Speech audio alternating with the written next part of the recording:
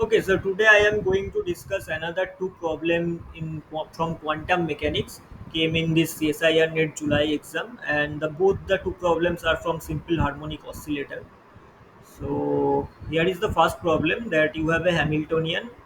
The Hamiltonian is given for simple harmonic oscillator, and it is given that it is in a state Kate phi is equal to some prefactor with root under 1 plus lambda square, and there is Kate 1, that is first excited state, plus lambda e to the power I nu into Kate 2. Kate 2 is the second excited state, and lambda nu are real and positive constants. So you have to find what is the expectation value of x, and it is given that expectation value of x is beta root under h cross by m omega. So you have to figure out what is the factor beta. So for this problem you mainly have to remember that what is the operator form of x. So if you have remember that what is the operator form of x, that is root under h cross by 2m omega into a plus a dagger, then you are almost done. But if you don't remember, you can forget that what is the prefactor actually, then you can derive it also very quickly.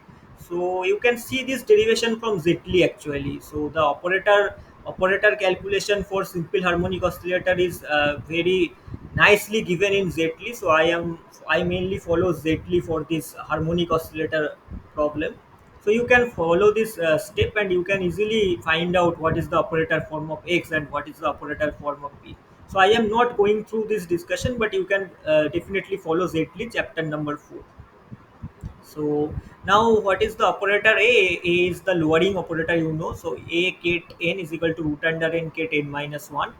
And A dagger is the raising operator. A dagger ket n is equal to root under n plus 1 ket n plus 1. So now you can find out what is the expectation value of x. So you have two prefactors of 1 by root under 1 plus lambda square, both coming from ket phi and bra phi. So you have a total prefactor of 1 by 1 plus lambda square.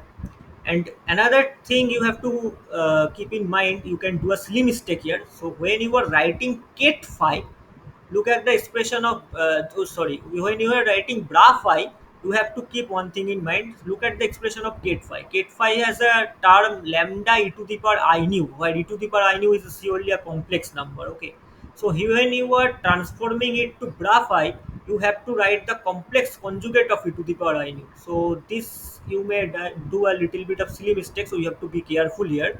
So when we are writing ket phi, that is ket 1 plus lambda e to the power minus I nu, the complex conjugate, and bra 2. So this is bra 1, this is bra 2, and this is lambda e to the power minus I nu. This is the operator x, and this is ket phi. So now you have to do step by step that what is the operations of A in both the state and what is the operation of A dagger in both the two states. So A ket 1 is ket 0, A ket 2 is root under ket 1, A dagger ket 1 is equal to root under 2 ket 2, and A dagger ket 2 is root under 3 ket 3, and the constant remains as it is. So you have to take the inner products with ket 1 with bra 1 with ket 1 and bra 2 with ket 2. So you have remain in these terms root under 2 lambda to the power I nu plus root under 2 lambda to the power minus I nu. So if you do a further simplification, then root 2 and this root 2 will be cancelled. There is root under h cross by m omega 1 by 1 plus lambda square. Lambda take common lambda, and this is e to the power I nu plus e to the power minus I nu, and this is simply 2 cos nu. Sorry, this is not theta, this is nu. Sorry for the typo. But yeah, the factor beta will be 2 lambda cos nu divided by 1 plus lambda square. So option 3 will be the correct option. Sorry for the typo. It is not theta. It will be mu.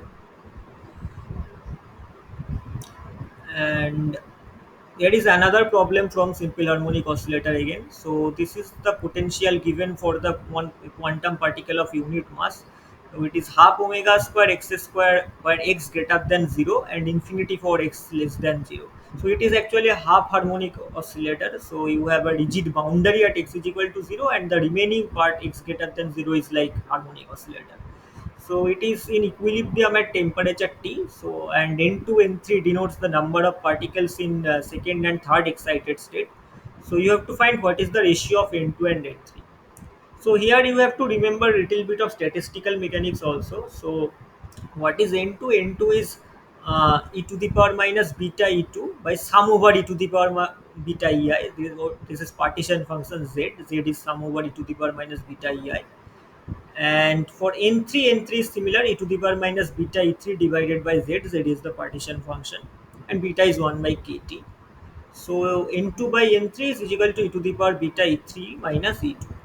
Now, as this is a half harmonic oscillator, the energy eigenvalues En actually, which is n plus half h cross omega. Here you have to remember that n is not 0, 1, 2, 3. N is actually the odd numbers 1, 3, 5, 7, 9, and so on. And similarly, you can write for taking the contribution of odd numbers, you can write this n as 2m plus 1.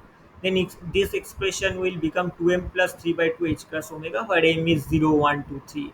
You can remember any one of these two, both are valid. So the E3 will be 15 by 2 h cross omega, and E2 will be 11 by 2 h cross omega, and the difference is 2 h cross omega.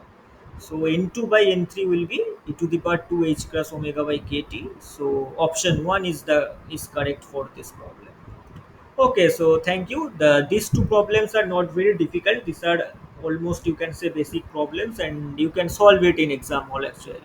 So yeah, if any suggestion, then you can write it in the comment box. Thank you.